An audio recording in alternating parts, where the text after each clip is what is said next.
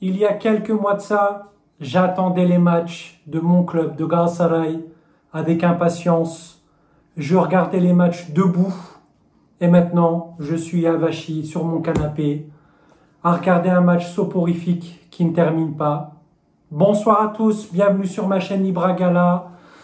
Hier soir on a gagné, heureusement 2-1 face à Alanya en déplacement grâce à Victor Osimhen et un but chanceux dans l'égalisation. Quel ennui, mais comment cette équipe est passée on a été mais tellement hypé en septembre, octobre, novembre. Maintenant, depuis 3 mois, depuis le mois de janvier, on se tape des matchs nuls. C'est ennuyant, on comprend rien de la tactique. À chaque fois, la tactique change, les joueurs changent. C'est incompréhensible. Les supporters de Galatasaray, je vous demande de fermez les yeux, rappelez-vous de cette action. L'action folle. Double roulette, ça avait fait le tour du monde. Double roulette, Davinson Sanchez, frappe, reprise d'Abdulkerim Bardakçıoğlu, 2 défenseurs centraux, poteau, une action de fou, on aurait dit que c'était le Brésil. Comment cette équipe allait passer de ça à un ennui total, à un vestiaire qui ne croit plus à son coach? Parce que pour moi, je le sens un petit peu. N'hésitez pas à me dire dans les commentaires si vous pensez comme moi, mais je sens un petit peu que le vestiaire aussi a lâché le coach.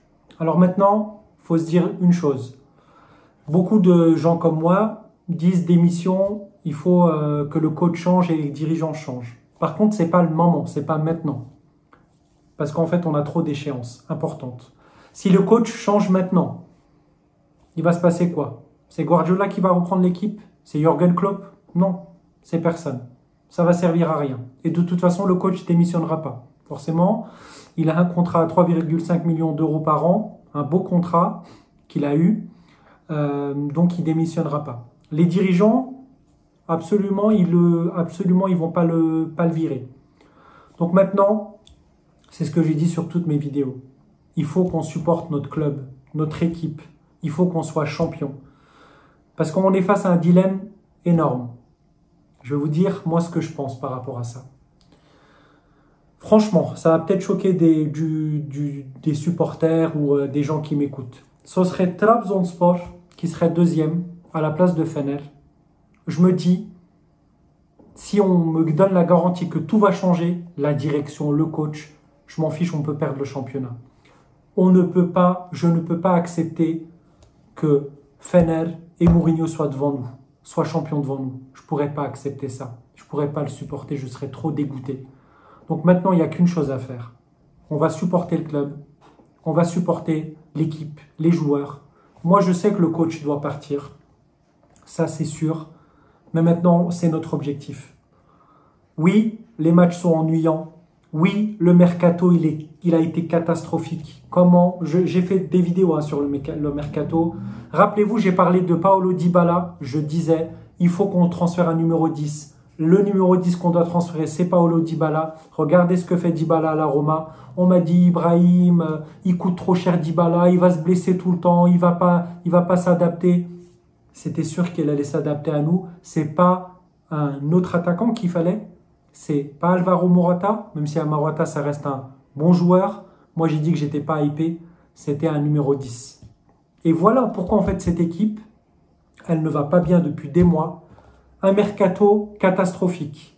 Il y a aussi un autre fait très important, la blessure de Mauro Icardi. Un leadership qui s'est blessé et qu'on a perdu. Il faisait un duo fantastique avec Victor Osimhen. Mais imaginez un peu le truc.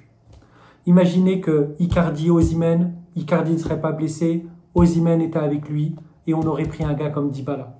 Là, on aurait pu rêver de l'Europe. Il n'y a pas eu tout ça. Icardi, on l'a perdu sur blessure. On n'a pas transféré un numéro 10, on a pris Morata. On a fait des transferts de cinglés, c'est-à-dire on a pris Ahmed Kutucu à 6 millions d'euros, un joueur de Ligue 2. On a pris Cuesta à 8 millions d'euros, un joueur pareil qui a un joueur de niveau Ligue 2. Donc forcément, l'équipe, elle a chuté. Plus, donc, un mercato éclaté. Tu rajoutes des méformes à cette équipe. Barış, Muslera, Bon, Moustera, ça fait 2 matchs qu'il se reprend, c'est bien. Tant mieux, heureusement, on a besoin de lui. Mais bon, quand même, Barış, Moustera, Torreira, 3 joueurs très importants. Pas en forme. On a pris un latéral gauche, Ismail Jacobs, il est blessé tout le temps. On a pris en été un latéral droit, Gelert, je l'ai dit qu'il ne correspondait pas à notre profil. Il nous a coûté 9 millions d'euros, il ne sert à rien.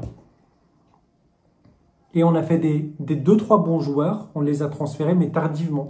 Donc le temps qu'ils s'adaptent à l'équipe, ça met du temps. Donc je parle de Lemina, Morata et Frankowski.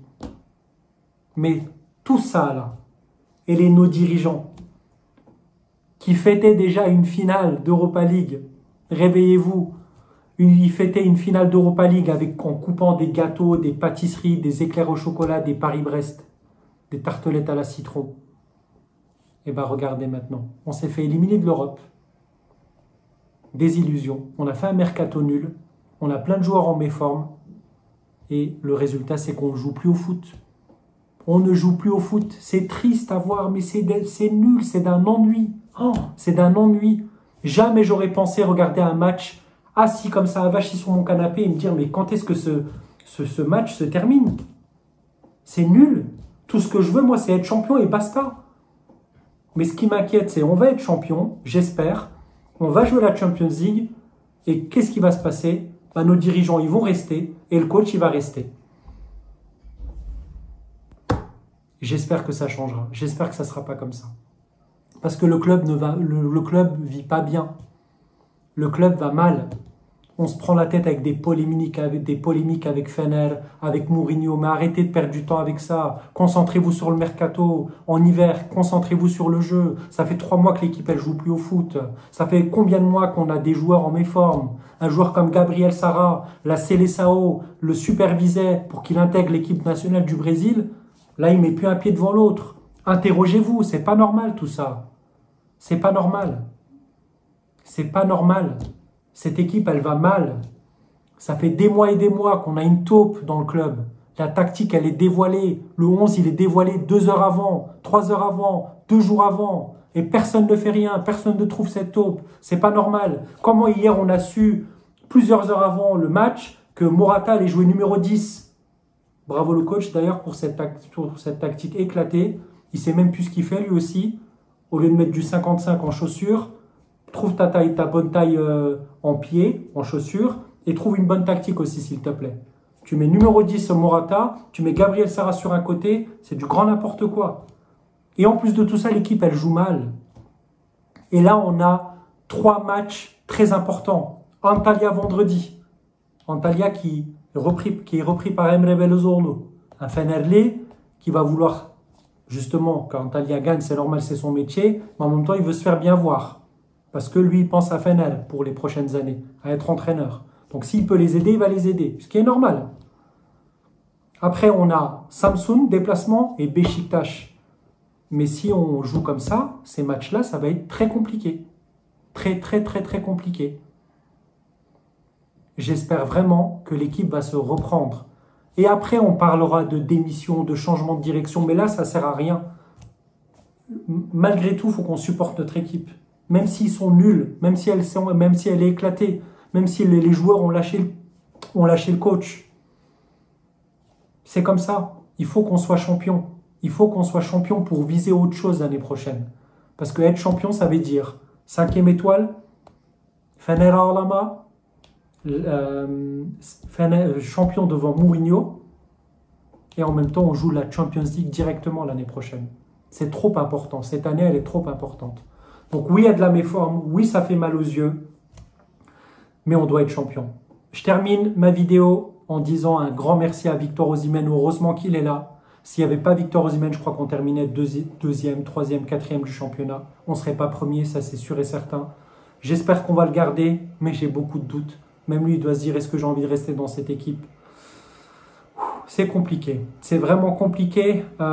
Prenez tout soin de vous. N'hésitez pas à commenter, à liker la vidéo, à vous abonner à ma chaîne si vous aimez Galatasaray, si vous aimez le foot, si vous aimez les analyses. Abonnez-vous à ma chaîne. Je vais bientôt faire une vidéo aussi qui parle de Neymar parce que ce n'est pas une rumeur de source sûre. Il y a une position de la part de Galatasaray pour Neymar. Alors, il ne se positionne pas officiellement en disant on va le prendre cet été, parce qu'il y a aussi une volonté de joueur d'aller à Barcelone. Il faut voir au niveau du salaire. Mais je vais faire une vidéo qui parle de Neymar pour vous dire mon avis par rapport à ça. Donc, abonnez-vous à ma chaîne. On se voit très bientôt. Prochain rendez-vous, Antalya, vendredi à 18h30. Il faut vraiment qu'on gagne ce match. Et après, qu'on pense à ces 2 déplacements qui nous attendent, Samsun et Beşiktaş. Et en plus, après, ça sera quart de finale contre Fener, début avril, en Coupe de Turquie à Kadıköy là-bas. On va pas penser à ça tout de suite. On pensera déjà au match d'Antalya et on va faire step by step. Prenez tous soin de vous. Bonne semaine à vous, bonne soirée et à la prochaine. Bye.